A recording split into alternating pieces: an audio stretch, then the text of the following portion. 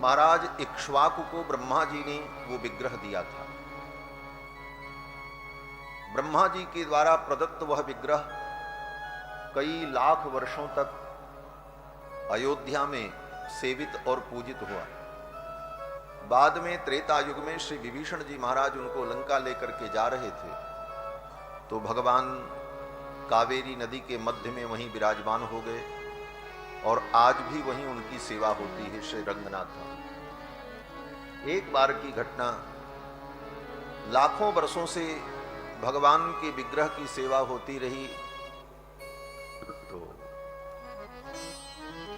रोज स्नान अभिषेक ये सब होता ही रहा।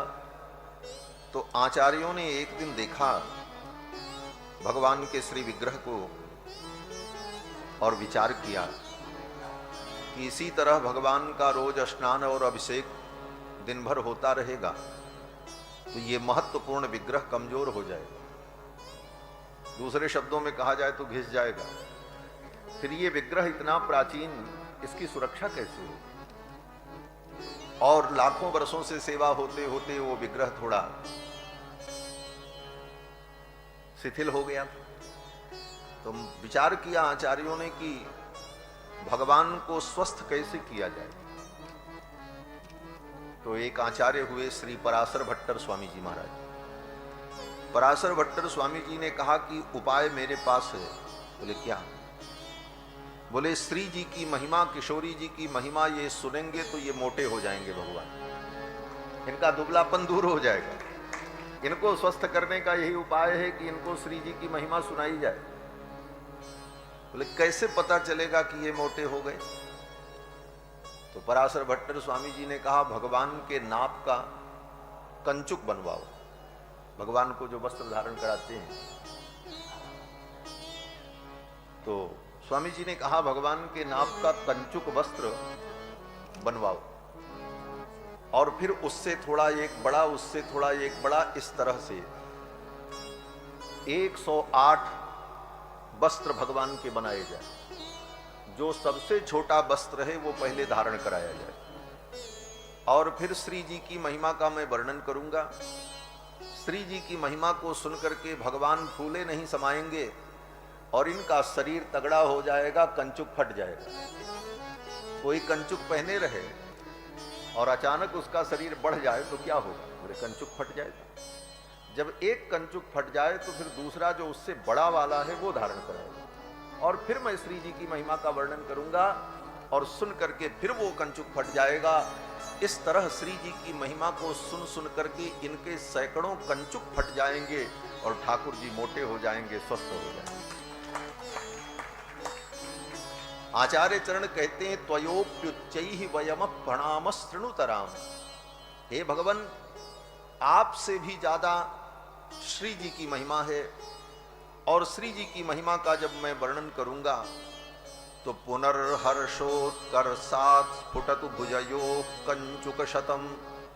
आपको इतना हर्ष होगा, इतना उत्कर्ष होगा कि सैकड़ों कंचुक आपके फट जाएंगे। पुनर्हर्षोत्कर्षात् स्फुटतु,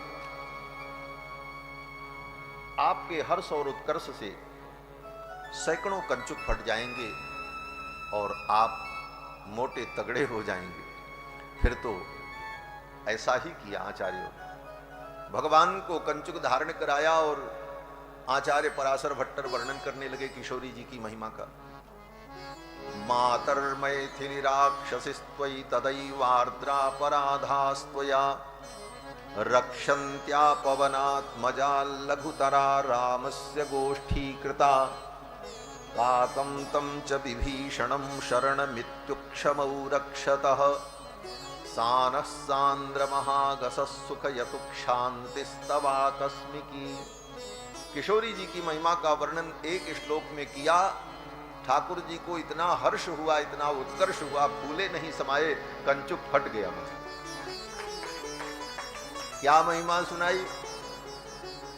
संस्कृत में तो हमने पढ़ दिया, आपको पता ही नहीं चला। आचार्य चरण कहते हैं हे भगवान, मातर मैथिली राक्षसी तदैवार्द्रापराधास्तया। हे मैथिली, हे विदेहजा, आप कितनी करुणामयी हो, भगवान से भी ज्यादा आप करुणामयी हो। क्यों? बोले वो राक्षसियां, जिन राक्षसियों ने आपके प्रति घोर अपराध किया, लंका की राक्षसियां, क्योंकि किशोरी जी जब अशोक वाटिका में थी तो राक्षसियां किशोरी जी को बहुत त्रास देती थी, बहुत दुख देती थी। एक राक्षसी आई और कहने लगी, मैं इसका हृदय फाड़ करके खाऊंगी। दूसरी ने कहा, ठीक है तुम हृदय खाना, मैं इसकी आंतों को खाऊंगी। तीसरी ने कहा, देखो विवाद मुझे अच्छा नहीं लगता, विवादम नहीं रोचते, इसका जो सिर है उसको मैं खाऊंगी। सब राक्षसियां किशोरी जी के सामने आकर के इस प्रकार चिल्लाने लगी। तब तक एक राक्षसी आई, उसने कहा, देखो देखो, सुरामानीयताम क्षिप्रम सर्वशोक विनाशिनी, जाओ सुरा लेकर के आओ जो समस्त शोकों का विनाश कर देती है। और सुरा पीने के बाद मानुषीम मांस मास्वाद्य, इस मानुषी का मांस खा करके नित्यामोथ निकुंभिलाम, इस निकुंभिला वेदी पर मैं नृत्य करूंगी, ऐसा अट्टहास करती हुई जानकी जी को भयभीत करती। इतना त्रास दिया उन राक्षसियों ने किशोरी जी को। जब हनुमान जी महाराज पहुंचे, लंका विजय हो गई। हनुमान जी जब किशोरी जी को लेने के लिए पहुंचे तो हनुमान जी ने कहा, मां सब काम हो गया, सारे दुष्टों को दंड मिल गया, लेकिन इन राक्षसियों को भी दंड नहीं मिला। आप अगर आज्ञा कर दो, अनुमति दे दो, तो मैं इनका चित्रवध करना चाहता हूं। हनुमान जी ने कहा, मैं इनका चित्रवध करूंगा। चित्रवध क्या होता है? बोले, चित्रो विचित्रो वधः, चित्रवध बड़ा विचित्र वध होता है। जैसे पुलिस विभाग के लोग अपराधी को 3rd डिग्री देते हैं, तो उसमें जो जो प्रक्रिया होती है वो सब प्रक्रिया की जाए जब तक उसका प्राण न निकल जाए। इस तरह तड़पा तड़पा करके मारना, इसी को चित्रवध कहा जाता है। हनुमान जी ने कहा, मैं इनका चित्रवध करना चाहता हूं, इन्होंने आपको बहुत दुख दिया। तो श्री जानकी जी जो अत्यंत करुणामयी हैं, नित्यम अज्ञात निग्रहाम, महर्षि वाल्मीकि कहते हैं श्री जी को निग्रह करना आता ही नहीं, वो अनुग्रह ही करना जानती। नित्यम अज्ञात निग्रहाम, जिनको निग्रह पता ही नहीं है, निग्रह किसे कहते। उन श्री जी ने कहा, हनुमान मैं तो समझती थी कि तुम बुद्धिमताम वरिष्ठम हो, ज्ञानिनाम अग्रगण्यम हो, सकल गुण निधानम हो, लेकिन आज मुझे पता चला हनुमान तुम बंदर ही हो। किशोरी जी ने कहा, हनुमान मुझे तो लगता है तुम बंदर ही हो। पापानाम वा शुभानाम वा बधारहाणाम प्लवंगम कार्यम कारुण्यमार्येण न कश्चिन्नापराध्यति। ये जानकी जी का वचन वाल्मीकि रामायण में। इस वचन को हमारे आचार्यों ने, श्री संप्रदाय के आचार्यों ने चरम मंत्र माना। विराज जाओ मैया। श्री सीता रामचंद्र भगवान की जय। जैसे कृष्णावतार में श्रीमद् भगवत गीता में 700 श्लोकों में भगवान ने जो ज्ञान दिया सब दिव्य है, अद्भुत है। लेकिन उन 700 श्लोकों में सबसे प्रधान जो भगवान का वचन है वो क्या है? बोले, सर्वधर्मान परित्यज्य मामेकम शरणम व्रज। भगवान श्री राम के सभी वचनों में सबसे प्रधान वचन, बोले राम जी कहते हैं, सकृदेव प्रपन्नाय तवास्मीति च याचते अभयम सर्वभूतेभ्यो ददाम मे तद्व्रतम मम। उसी प्रकार से श्री जानकी जी के सभी उपदेशों में सबसे प्रधान वचन इसी को आचार्यों ने माना। पापानाम वा शुभानाम वा बधारहाणाम प्लवंगम कार्यम कारुण्यमार्येण न कश्चिन्नापराध्यति। किशोरी जी कहती हैं हनुमान, प्लवंगम, प्लवंगम माने बंदर, बंदर का संबोधन किया है किशोरी जी ने इस श्लोक में हनुमान जी के लिए। बंदर, तुमने ये विचार नहीं किया पापानाम वा शुभानाम वा वधारहाणाम, कोई बहुत बड़ा पापी हो, अशुभ कर्म करने वाला हो, बधारहाणाम, वो वध का पात्र हो, उसका वध किया जाए ये विधि हो, वध का पात्र हो। लेकिन हे हनुमान, कार्यम कारुण्यमार्येण, धर्म ये कहता है कि जो आर्य हैं, जो सत्पुरुष हैं, वो ऐसे प्राणियों पर भी करुणा करते हैं, उनका निग्रह नहीं करते। ये किशोरी जी ने कहा, कार्यम कारुण्यमार्येण न कश्चिन्नापराध्यति। अगर कोई कहे कि ये अपराधी है, तो किशोरी जी कहते हैं कौन अपराधी नहीं है। ब्रह्मा को पकड़ करके बैठाओ और ब्रह्मा से कहो कि अपनी छाती पर हाथ रख करके कहो कि हमने कोई अपराध नहीं किया, तो ब्रह्मा भी नहीं कह सकते। अपराध तो ब्रह्मा से भी हुआ है। इस सृष्टि में कौन ऐसा व्यक्ति है जो अपराध नहीं किया? न कश्चिन्नापराध्यति। इसलिए हनुमान, अगर इन्होंने अपराध किया है तो इनको क्षमा कर देना, इन पर करुणा करना, यही आर्य पुरुष का लक्षण है, यही उत्तम पुरुष का लक्षण है। न कश्चिन्नापराध्यति। अब दूसरी बात, करुणा तो भगवान भी करते हैं। बड़े बड़े अपराध भगवान क्षमा कर देते हैं। भगवान कहते हैं कोटि विप्र बध लागी ही जाहू। लेकिन किशोरी जी बोले, किशोरी जी तो ऐसी करुणामयी हैं, नित्यम अज्ञात निग्रहम।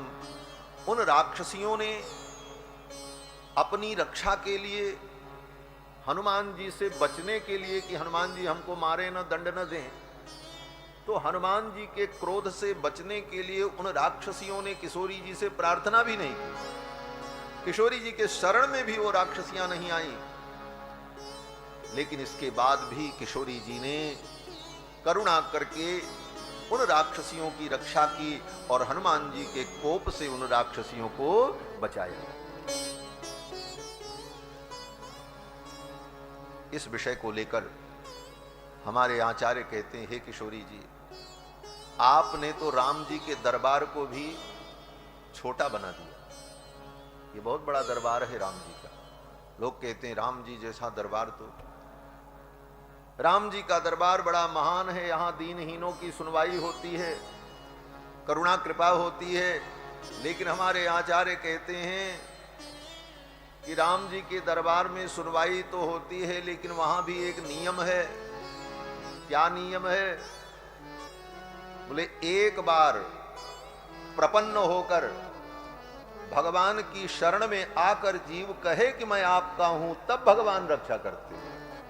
इतनी बड़ी शर्त है भगवान की। सक्रदेव प्रपन्नाय तवास्मि इति याचते, इतनी याचना करे तब भगवान उस पर करुणा करते हैं।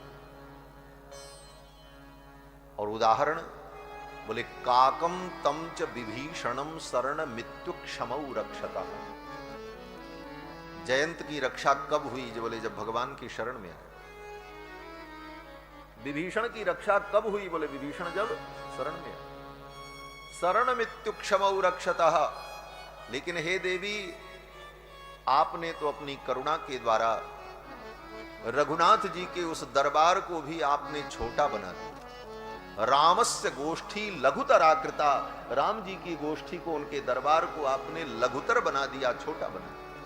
आपका दरबार रघुनाथ जी से भी बड़ा दरबार और उदार है, क्योंकि रघुनाथ जी के दरबार में तो उसी की रक्षा होती है जो प्रार्थना करता है, शरण में आता है। लेकिन आप तो ऐसी करुणामयी हैं कि आप शरण में जीव आए ना आए फिर भी आप उस पर करुणा करती हैं। मातर मैथिली राक्षसिस्त्वयि तदैवार्द्रापराधास्त्वया रक्षन्त्या पवनात्मजा लघुतरा रामस्य गोष्ठी कृता। काकम तम च विभीषणम शरणमित्युक्षमौ रक्षतः सानः सांद्र महागसः सुखयतु क्षांतिस्तवा कस्मिकी। हे भगवती, आपकी ये करुणा समस्त जीवों का रक्षण करती है। तो किशोरी जी की जो महिमा है, इस महिमा को सुन करके भगवान फूले नहीं समाते, और जब फूल जाते हैं तो उनका कंचुक फट जाता है। सैकड़ों कंचुक फट गए और रंगनाथ भगवान स्वस्थ हो गए, और आज भी उनकी पूजा हो रही है, दिव्य अर्चना। ये श्री जी की महिमा, किशोरी जी की महिमा। तो किशोरी जी की जो महिमा है ये भगवान को अत्यंत प्रिय है, और ये रामायण किशोरी जी का महान चरित्र है। काव्यम रामायणम कृष्णम सीतायाश्चरितम महत्, ये सीता जी का महान चरित्र है। और हमारे आचार्य कहते हैं कि रामायणम अपि परम प्राणिति त्वच्चरित्रे, ये रामायण जो ग्रंथ है जिसको हम पढ़ते हैं, सुनते हैं, इस रामायण में जो प्राण है वो प्राण क्या है?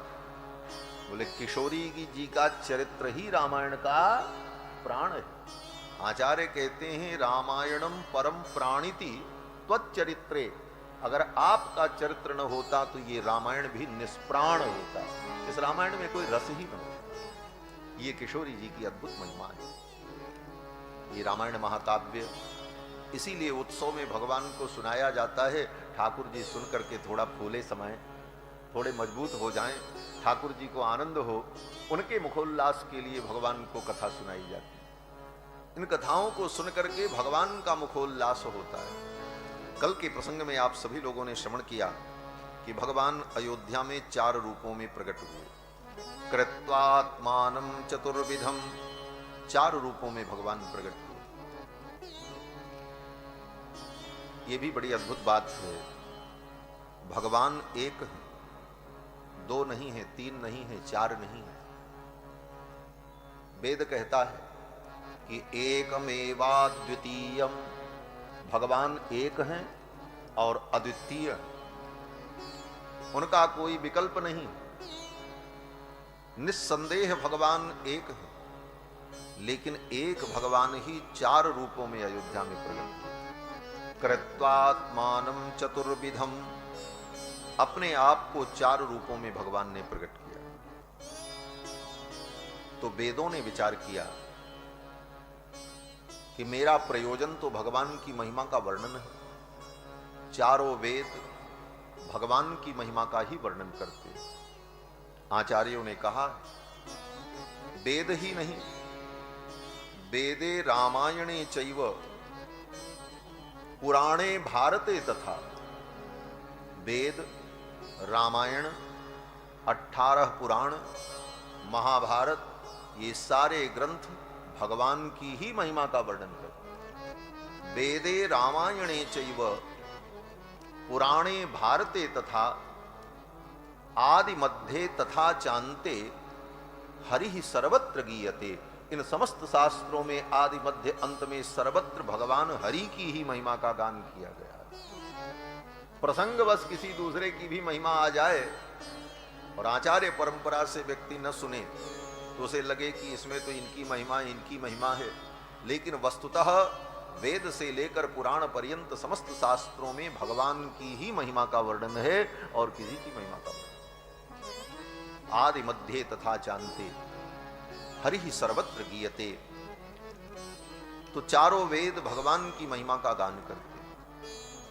4 वेदों ने विचार किया कि एक भगवान जब 4 रूपों में प्रकट हुए अयोध्या में, तो मैं तो पहले से ही 4 हूं, ऋग्वेद, यजुर्वेद, सामवेद, अथर्ववेद। तो 4 वेदों ने कहा हम तो पहले से ही 4 हैं। जब एक भगवान 4 रूपों में प्रकट हो गए तो हम 4 वेद मिल करके एक रूप में प्रकट हो गए, और 4 वेदों ने संयुक्त रूप से रामायण के रूप में अवतार लिया। ये रामायण वेदावतार। वेद वेद्ये परे पुंसि जाते दशरथात्मजे, वेद प्राचेदसाद आसीत साक्षात रामायणात्मा। वेद वेद्ये परे पुंसि, परम पुरुष परमात्मा वेद वेद्य जाते दशरथात्मजे, जब वो दशरथात्मज बन गए तो वेद प्राचेदसादासीत, 4 वेदों ने प्रचेता के पुत्र महर्षि वाल्मीकि के द्वारा रामायण के रूप में अवतार लिया। ये रामायण जो है ये वेदावतार है। चारों वेदों का संयुक्त अवतार रामायण के रूप में हुआ। वेदः प्राचेत साद आसीत साक्षात रामायणात्मना। तो इस रामायण को पढ़ने और सुनने का मतलब वेदों को पढ़ने और सुनने का ही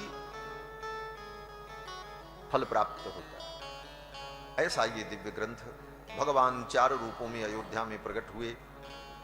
दशरथ जी महाराज ने खूब उत्सव मनाया। महाराज भगवान के प्रकट होने पर दशरथ जी महाराज ने खूब लुटाया। जैसे कल हमारे महाराज श्री दयानंद शास्त्री जी लुटा रहे थे, खूब आनंद कर रहे। प्रदेयाश्च ददौ राजा सूतमागध वंदिनाम। राजा दशरथ ने सूत, मागध, बंदीजन, गायक जन, गुणी जन इन सब को खूब दिया। प्रदेयाश्च ददौ राजा सूतमागध वंदिनाम ब्राह्मणेभ्यो ददौ वित्तम गोधनानि सहस्रशः। ब्राह्मणों को स्वर्ण मुद्राओं का दान किया, ब्राह्मणों को गौओं का दान किया, और जो लोग आए थे सबको उनके इच्छा के अनुकूल वस्तुओं को देकर के श्री दशरथ जी महाराज ने उन सबको संतुष्ट किया। क्योंकि 4 पुत्र प्रकट हुए। पहले तो राम जी प्रकट हुए, कौशल्यानंद वर्धन, और कौशल्यानंद वर्धन के प्रकट होने के 18 घंटे बाद भैया भरत का प्रादुर्भाव हुआ। पुष्ये जातस्तु भरतो। पुनर्वसु नक्षत्र जब समाप्त हो गया, पुष्य नक्षत्र आया, तो पुष्य नक्षत्र में महारानी कैकेयी ने सुंदर पुत्र को जन्म दिया। पुष्ये जातस्तु भरतो मीन लग्ने प्रसन्नधीः। मीन लग्न में भरत जी का प्रादुर्भाव हुआ। और जब पुष्य नक्षत्र समाप्त हो गया, श्लेषा नक्षत्र आया, तो भरत जी के जन्म के 6 घंटे बाद महारानी सुमित्रा ने लक्ष्मण और शत्रुघ्न को जन्म दिया। महर्षि वाल्मीकि कहते हैं कि सार्पे जातौ तु सौमित्री कुलीरेभ्युदिते रवौ। सार्प नक्षत्र में सुमित्रा जी ने 2 पुत्रों को जन्म दिया। सार्प नक्षत्र का मतलब जिस नक्षत्र के देवता सर्प हों उस नक्षत्र को कहा जाता है सार्प। श्लेषा नक्षत्र के देवता सर्प हैं। और श्लेषा नक्षत्र में प्रकट कौन हुए? बोले सुमित्रा आनंद वर्धन श्री लक्ष्मण जी महाराज। ये लक्ष्मण जी कौन हैं? बोले स्वयं सर्पराज हैं शेषावतार। इसलिए सार्प नक्षत्र में इनका प्रादुर्भाव हुआ। और पुष्य नक्षत्र में भरत जी प्रकट हुए। पुष्य का मतलब पोषण करने वाला। विश्व भरण पोषण कर जोई, ताकर नाम भरत अस होई। चारों कुमार जब प्रकट हुए, जगुः कलम च गंधर्वा। आकाश में गंधर्व लोग नृत्य करने लगे, गीत गाने लगे। देवदुन्दुभयो नेदुः पुष्पवृष्टिश्च खात्पतत। आकाश में देवताओं ने दुंदुभी बजाई और आकाश से पुष्प की वर्षा की जिस समय भगवान का अयोध्या में प्रादुर्भाव हुआ। रथ्याश्च जन संबाधा नट नर्तक संकुलाः। अयोध्या के जो राजमार्ग थे वो जाम हो गए महाराज। लोगों का आना जाना बंद हो गया, इतनी भीड़ सड़कों पर हो गई। कितना सुंदर वर्णन महर्षि वाल्मीकि ने किया है कि महाराज रथ्याश्च जन संबाधा नट नर्तक संकुलाः गायनैश्च विराविण्यो वादनैश्च तथा परैः। गाने बजाने नाचने वालों की इतनी भीड़ सड़कों पर कि अयोध्या की हर गलियों में चलना मुश्किल हो गया। भगवान के प्राकट्य काल में अयोध्या में ये अद्भुत आनंद हुआ। दशरथ जी महाराज ने अपना खजाना खोल दिया और कहा लुटाओ। और कितना लुटाया? गोस्वामी जी महाराज कहते हैं सबको सब कुछ दिया दशरथ जी महाराज। लेकिन विशेषता क्या थी? बोले जो पाया वो भी अपने पास नहीं रखा, उसने दूसरे को दे दिया। बोले तुम ले जाओ। सर्वस दान दीन सब काहू, सर्वस दान दीन सब काहू। ये पावा राखा नहीं ताहू, ये पावा राखा नहीं ताहू। सर्वस दान दीन सब काहू, सर्वस दान दीन सब काहू, सर्वस दान दीन। सबको सब कुछ दिया। विशेषता ये थी कि जो पाया वो भी अपने पास नहीं रखा। जेई पावा राखा नहीं ताहू, देत सबन मंदिर रितये, तुलसीदास पुनि भरे देखियत राम कृपा चितवन चितय। तुलसीदास पुनि भरे ही देखिए। लोग अपना अपना घर खाली कर दे रहे, लुटा दे रहे हैं, बोले ले जाओ। केवल दशरथ जी ही नहीं लुटा रहे थे, सब लुटा रहे थे। अयोध्यावासी लुटा रहे थे, लूट नहीं रहे थे। अयोध्यावासी लुटा रहे थे, लूट नहीं रहे थे। क्यों? बोले राम जी उनके भी तो अपना सुख आनंद था। बोले तो इतना माल जो लुटाया दशरथ जी ने और लोगों ने, जे पावा राखा नहीं ताहू, वो सब माल गया कहां? कौन लूट करके ले गया? तो हमारे अवध के संत कहते हैं कि राम निछावर लेन देव हठ होत भिखारी। देवता लोग भिखारी बनकर के अयोध्या की गलियों में खड़े थे, लूट लूट करके ले जा रहे थे। अयोध्यावासी तो लुटा रहे थे। देत सबन मंदिर रितये, तुलसीदास पुनि भरे देखियत राम कृपा चितवन चितय। ऐसी राम जी की कृपा बरस रही थी महाराज। खूब उत्सव हुआ। बधूटियों ने जब सुना कि दशरथ जी के घर में बालक प्रकट हुआ है, तो सखियां बधाई देने के लिए दशरथ जी के द्वार की ओर चल पड़ी और गाती हुई जा रही हैं, चलो री सखी देखिया में प्यारे रघुरैया। चलो री सखी देख आवे प्यारे रघुरैया, चलो री सखी देख आवे प्यारे रघुरैया, चलो री सखी देख आवे प्यारे रघुरैया, चलो री सखी देख आवे प्यारे रघुरैया। प्यारे रघुरैया दुलारे रघुरैया, प्यारे रघुरैया दुलारे रघुरैया, प्यारे रघुरैया दुलारे रघुरैया, प्यारे रघुरैया दुलारे रघुरैया, प्यारे रघुरैया। चलो री सखी देख आवे प्यारे रघुरैया, चलो री सखी देख आवे प्यारे रघुरैया, चलो री सखी देख आवे। राम लक्ष्मण भरत शत्रुघ्न सुंदर चारों भैया, राम लक्ष्मण भरत शत्रुघ्न सुंदर चारों भैया, राम लक्ष्मण भरत शत्रुघ्न सुंदर चारों भैया, राम लक्ष्मण भरत शत्रुघ्न सुंदर चारों भैया।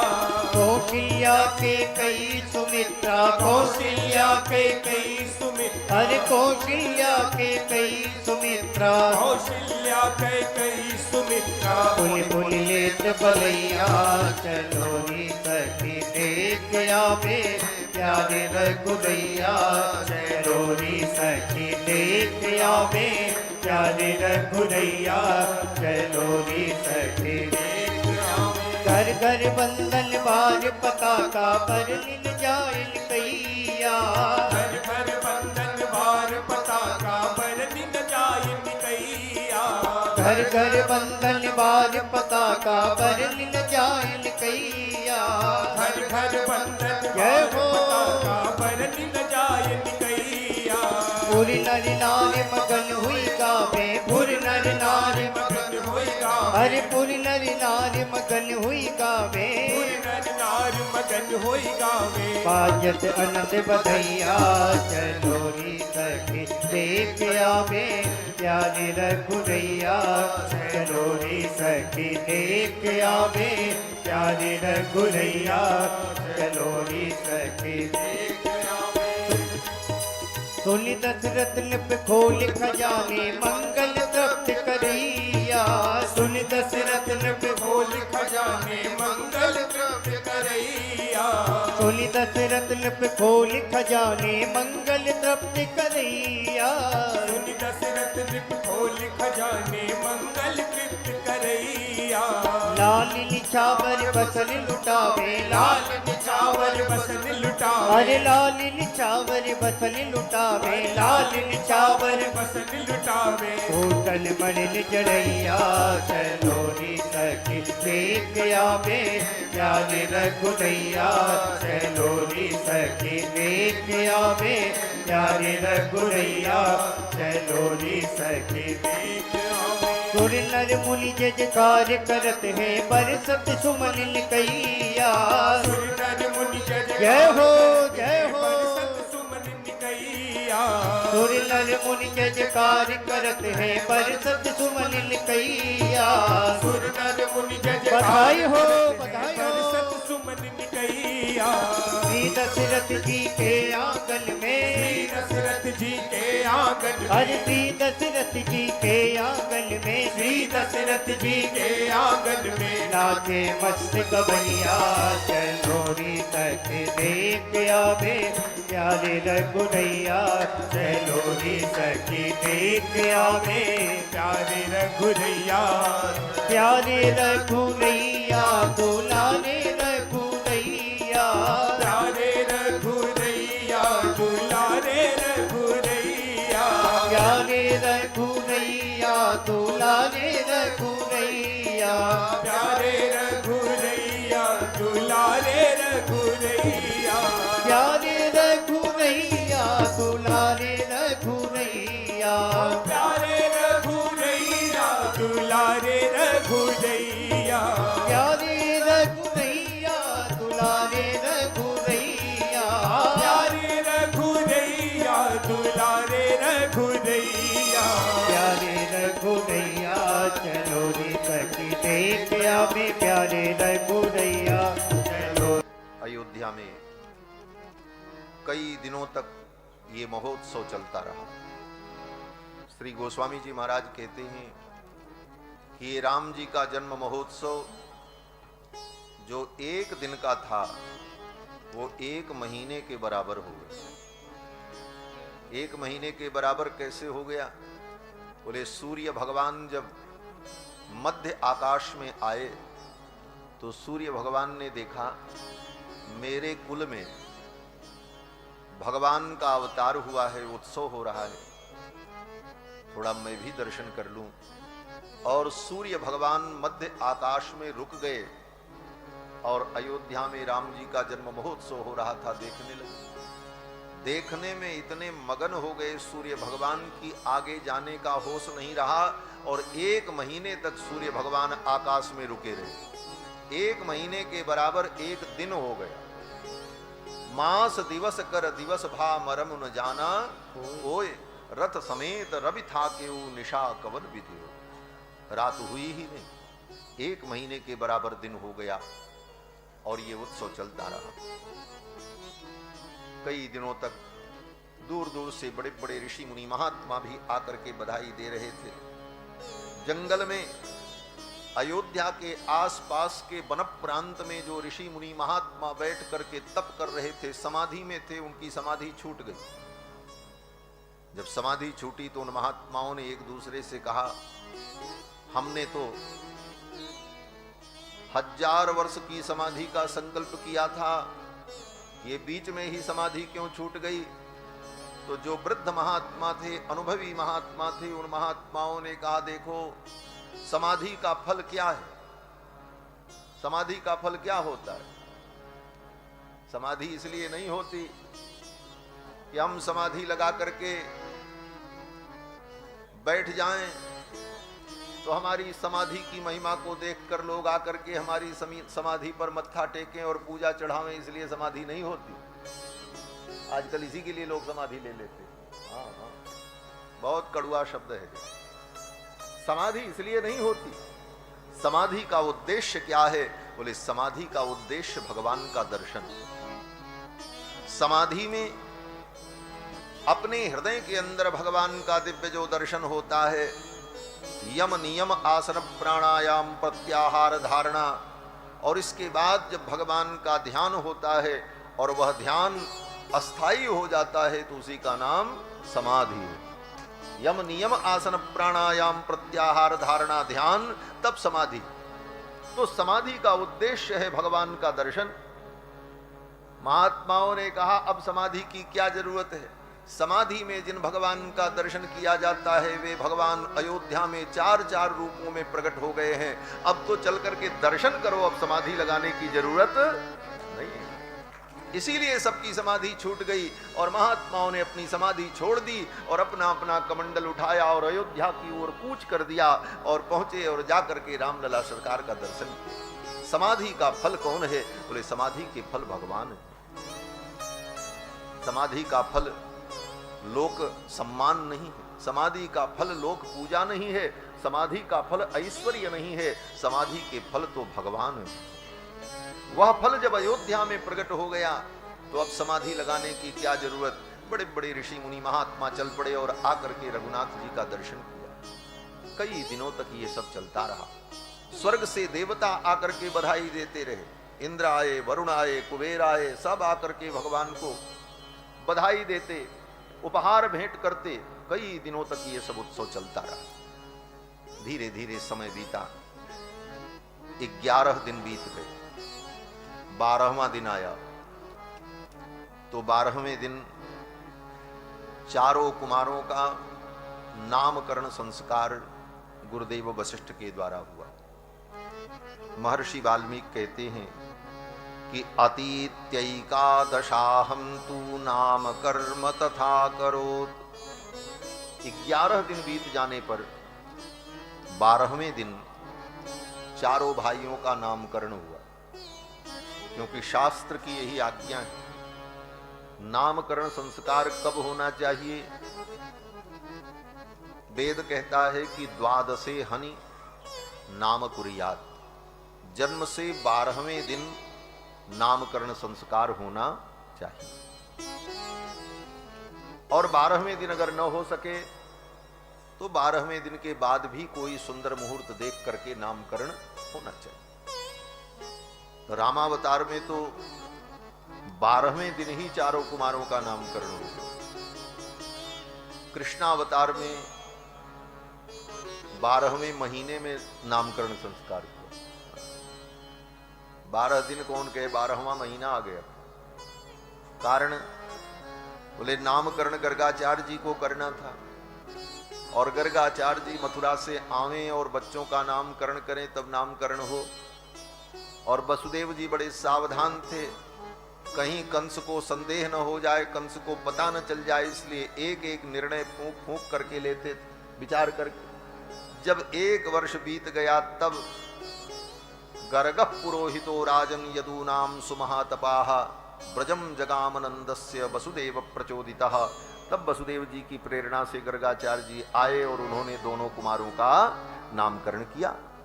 लेकिन श्री रामावतार में तो 12वें दिन ही चारों कुमारों का नामकरण हो गया। बड़ी तैयारी हुई, बाजे बजे महाराज, देवताओं का पूजन हुआ,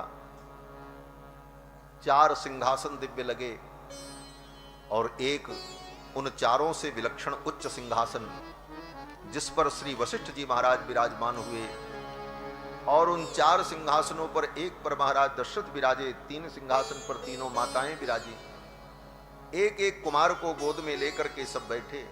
कौशल्या कुमार को दशरथ जी ने अपने गोद में लिया, केकई कुमार को मां कौशल्या ने अपने गोद में लिया, सुमित्रा के ज्येष्ठ पुत्र को महारानी केकई ने अपने गोद में ले लिया और सबसे छोटे कुमार को सुमित्रा जी अपने गोद में लेकर के बैठी।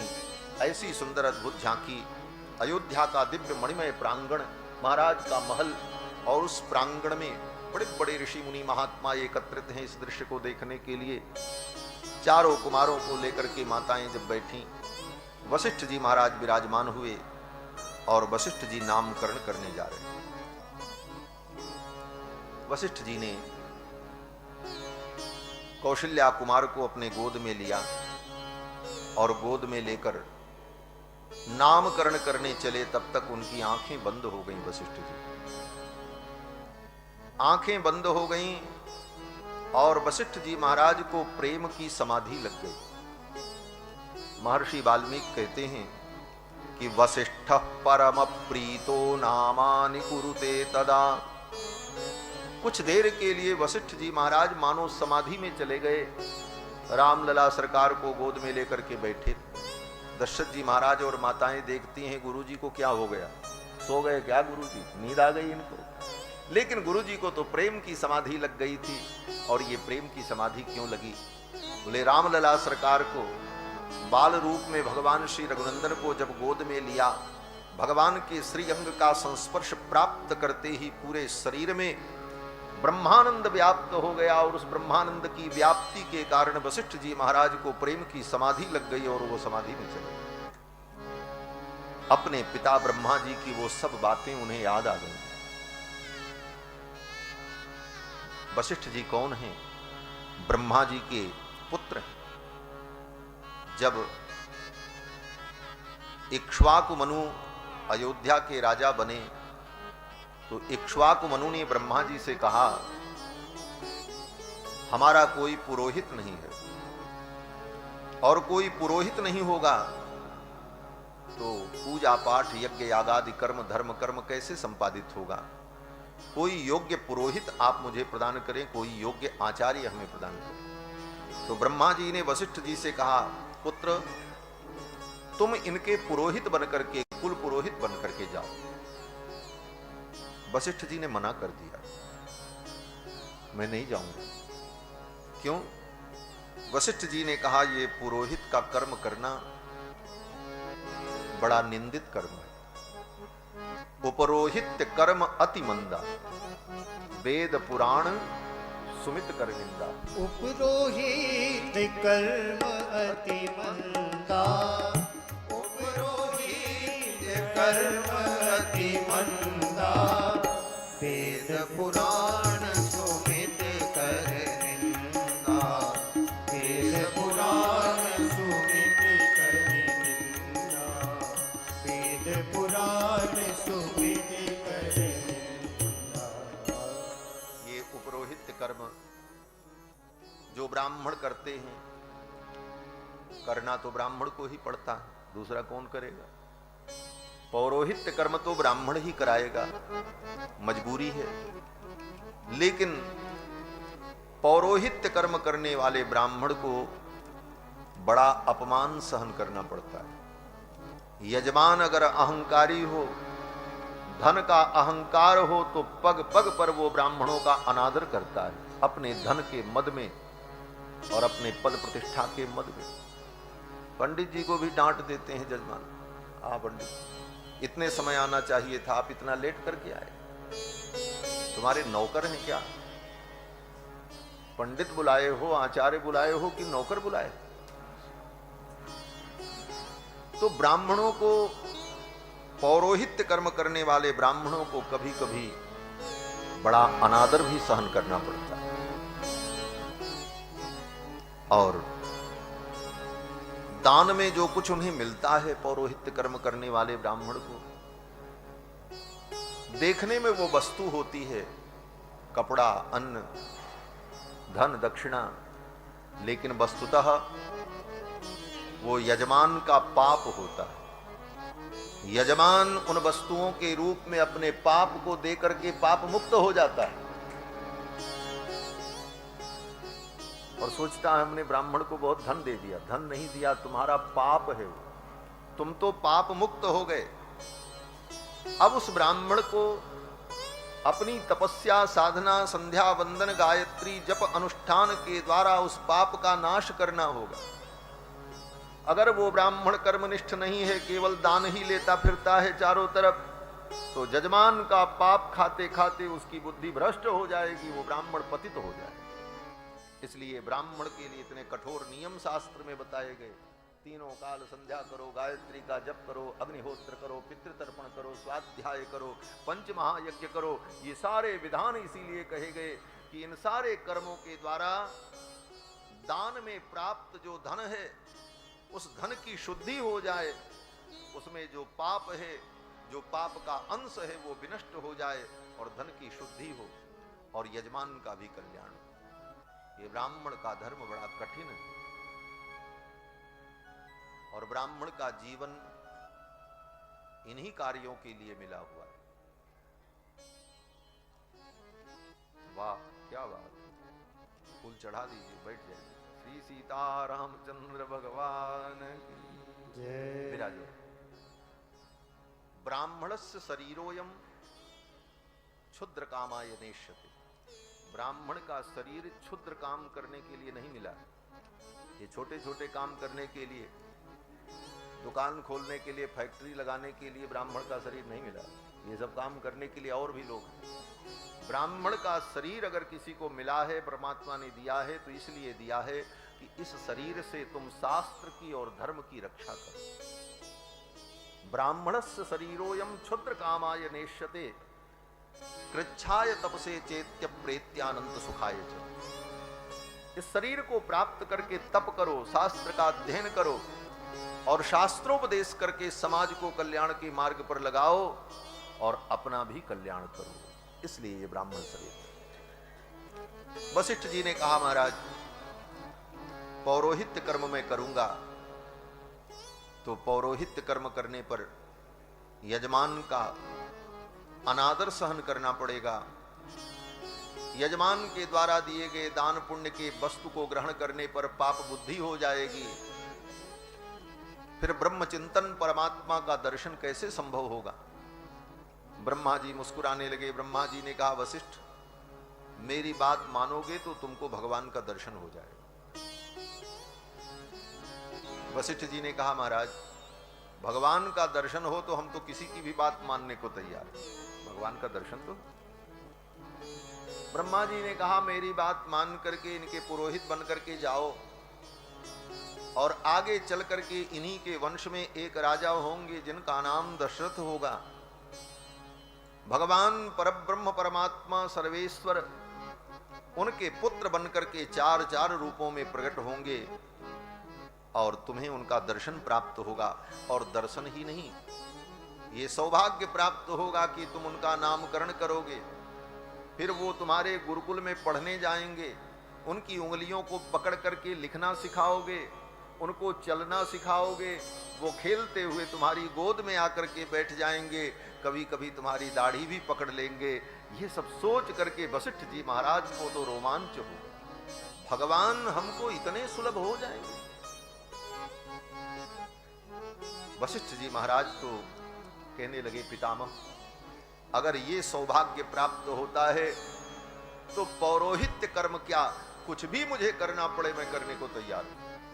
ब्रह्मा जी ने कहा, तो मेरी आज्ञा मान लो और इक्ष्वाकु मनु के पुरोहित बनकर के धरती पर जाओ और अयोध्यावास करो, प्रतीक्षा करो। उसी वंश में आगे दशरथ जी महाराज के पुत्र के रूप में भगवान का अवतार होगा। इसी बात को मान करके वशिष्ठ जी इक्ष्वाकु मनु के पुरोहित बनकर के धरती पर आए। नहीं तो ब्रह्मलोक छोड़ करके वशिष्ठ जी को यहां आने की क्या जरूरत पड़ी। वशिष्ठ जी महाराज आए और इक्ष्वाकु मनु से लेकर राजा दशरथ के काल तक जितने राजा हुए रघुवंश में, उन सभी राजाओं का विवाह, मुंडन, जनेऊ, श्राद्ध, तर्पण, पिंडदान सारे कर्म कराते रहे पीढ़ी दर पीढ़ी। वशिष्ठ जी महाराज पुरोहित बन करके केवल इस आशा में कि एक दिन मुझको राम जी मिलेंगे। आज वो उनकी आशा पूर्ण हुई। जब राम जी को गोद में लिया, राम लला सरकार को, कौशल्या कुमार को, तो ये सब बातें वशिष्ठ जी को याद आ गई। वशिष्ठ परम प्रीतो नामानि कुरुते तदा। परम प्रीति से युक्त होकर वशिष्ठ जी महाराज ने चारों कुमारों का नामकरण किया। पहले कौशल्या कुमार को गोद में लिया और कहा, राजन, ये जो कौशल्या कुमार हैं इनका नाम राम होगा।